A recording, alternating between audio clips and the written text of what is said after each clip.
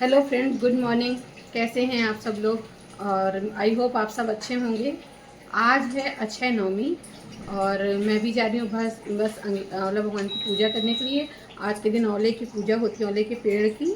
तो बस मैं भी अब वही करने जा रही हूँ। तो उसी के लिए प्रसाद बना रही थी कि वैसे जो आज खाना बनता है उसी को बनाना तो चाहिए पेड़ के नीचे ही, लेकिन हमारा पेड़ भी छोटा है तो इसलिए हम खाना अंदर बना करके बस अपने भगवान जी को भोग लगा कर वहीं पर सब कोई खा लेंगे। तो बने रहिए आप लोग मेरे साथ में और देखते हैं आप लोग के साथ में हम क्या शेयर कर पा रहे हैं। बस मैं अब आ गई हूँ किचन में और अपना सूजी का हलवा बना रही हूँ और सब्जी बनाई है और पूड़ी बनाई है। तो बस इसी का हम भोग लगाएंगे। तो बस वही अभी हम बना रहे हैं, बना करके और पूजा की सारी तैयारी मैंने कर ली है।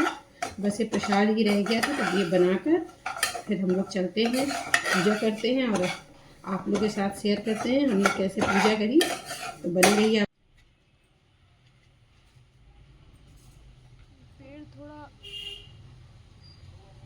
अब मम्मी और हम साथ में बैठ गए थे पूजा करने के लिए और बस पूजा की सब तैयारी कर ली थी। तो मम्मी भी नहा कर आ गई थी, साथ में बैठ गई थी। तो हम लोगों ने मिलकर पूजा की है।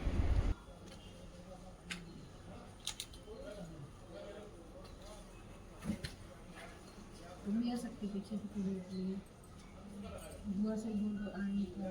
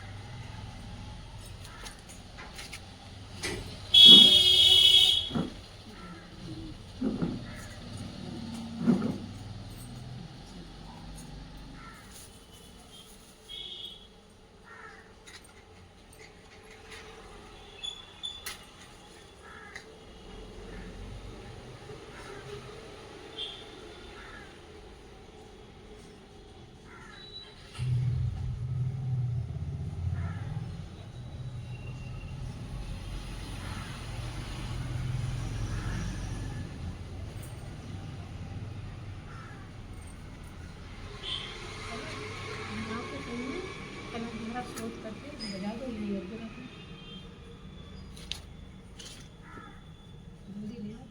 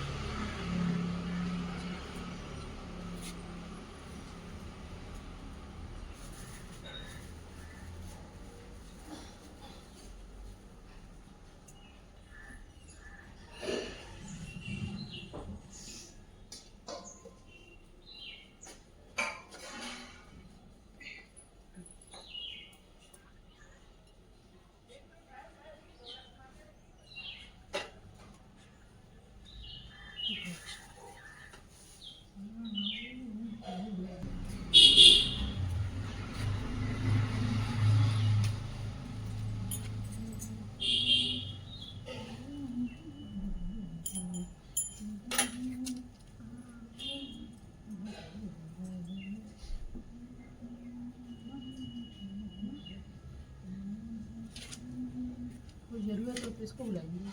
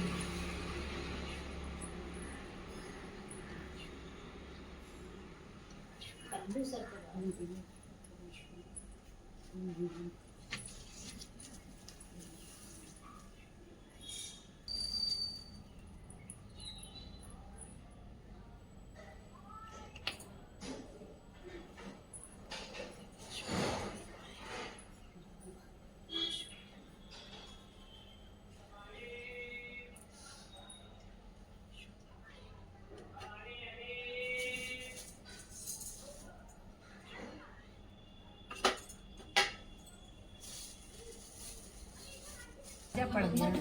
एक दिन उसके बेटे बहू ने सोचा कि राजा इतने सारे आंवले रोज दान करते हैं, इस प्रकार तो एक दिन सारा खजाना खाली हो जाएगा।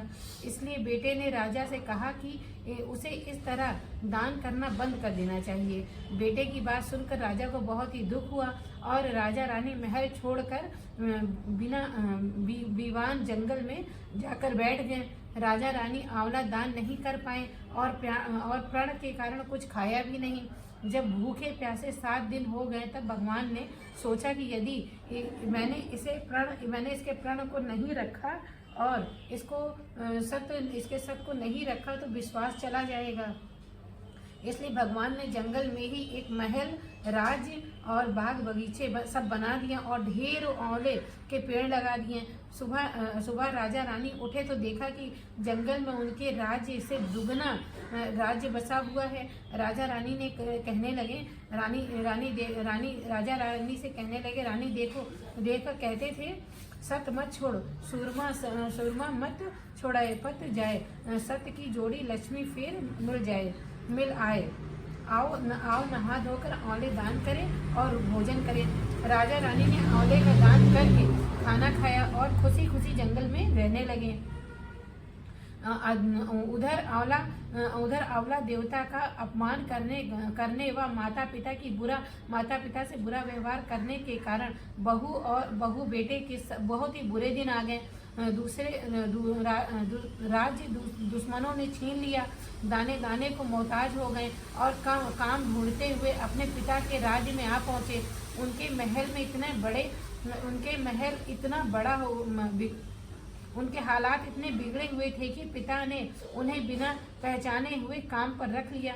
बड़े बेटा बहू सोच भी नहीं सकते थे कि उनके माता पिता इतने बड़े राज्य के मालिक भी हो सकते हैं, सो उन्होंने भी अपने माता पिता को नहीं पहचाना। एक दिन बहू ने सास के बाल गूंथते समय उनकी पीठ पर मस्सा देखा। उसे यह सोचकर रोना आने लगा कि ऐसा मस्सा मेरी सास के भी था। हमने ये सोचकर उन्हें आंवला दान करने से रोका था कि हमारा धन नष्ट हो जाएगा। आज वे लोग न जाने कहाँ होंगे। यह सोचकर बहू को रोना आने लगा और आंसू टपट करके सास की पीठ पर गिरने लगे। रानी ने तुरंत पलटकर देखा और पूछा कि तुम क्यों रो रही हो। उसने बताया, आपकी पीठ जैसा मस्सा मेरी सास की पीठ पर भी था।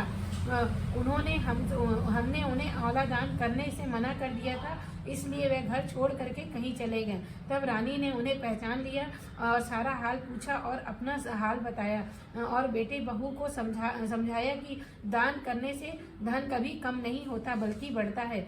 बेटा बहू भी अब सुख से राजा रानी के साथ रहने लगे।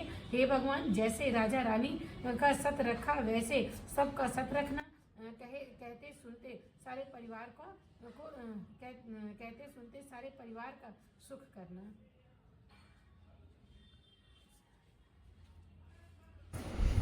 जैसी हम लोगों को आती है वैसे हम लोग सब पूजा पाठ करने की कोशिश करते हैं। सारी पूजाएं बहुत अच्छे से तो पंडित जी लोग जैसे कराते हैं वैसे तो हम लोग नहीं कर पाते हैं, लेकिन हाँ जितना मुझे पता है, जितना घर में देखा है, बस वैसे ही हम लोग हर पूजा को करने की कोशिश करते हैं। तो माता रानी का बस आशीर्वाद बना रहे। हम लोग यही सोच करके कि भगवान किसी भी रूप में आए, सबका पूजन अच्छे से करना चाहिए। और हर पूजा पाठ को इसलिए महत्व देते हैं। हम लोग हिंदू धर्म के हम लोग हैं, तो हम लोगों को जो ज्ञान मिला है शुरू से अपने पूर्वजों से, अपने घर वालों से, अपने परिवार से, तो हम लोग बस उसी को लेकर चल रहे हैं। बहुत ज़्यादा पूजा अच्छे से मतलब विधि विधान के साथ हम लोग नहीं कर पाते हैं, लेकिन हाँ जितना कर पाते हैं वो हम आपके साथ में शेयर कर रहे हैं। हो सकता है इस पूजा करने में बहुत सारी कमियां भी रही हों, या कुछ कमी रह गई है, जो रह गई वो सब भगवान देखते हैं। तो बस अपने मन से हम लोग अच्छे से पूजा करते हैं।